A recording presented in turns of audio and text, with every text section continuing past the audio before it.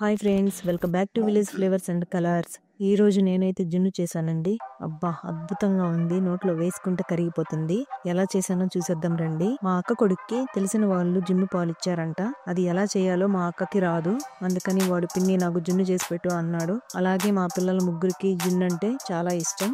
అందరూ తింటారు కదా అని చేశాను. ఎలాగో చేస్తున్నాను కదా అని వీడియో తీశాను. నా స్టైల్లో ఎలా చేశానో చూపిస్తాను రండి. ముందుగా జున్ను పాలను ఒక గిన్నెలో పోసుకున్నాను.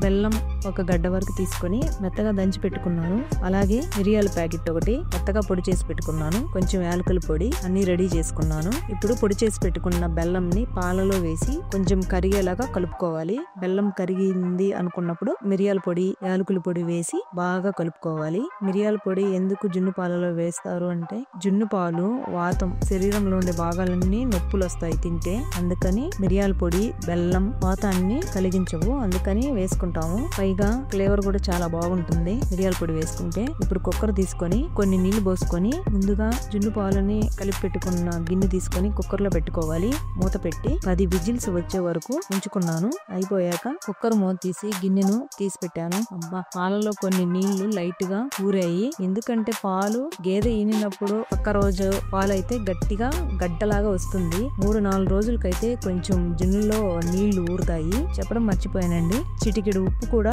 వేసుకోవాలి జున్ను పాలలో, మర్చిపోయాను. ఫైనల్ గా జున్ను అయితే ఇలా రెడీ అయిపోయింది. పైన చూడండి, మిరియాల పొడి పలుకులు పలుకులుగా బాగా కనిపిస్తున్నాయి. తింటుంటే నోట్లో తగులుతూ ఫ్లేవర్ చాలా బాగుంది. జున్ను అయితే ఫైనల్ గా అదిరిపోయింది.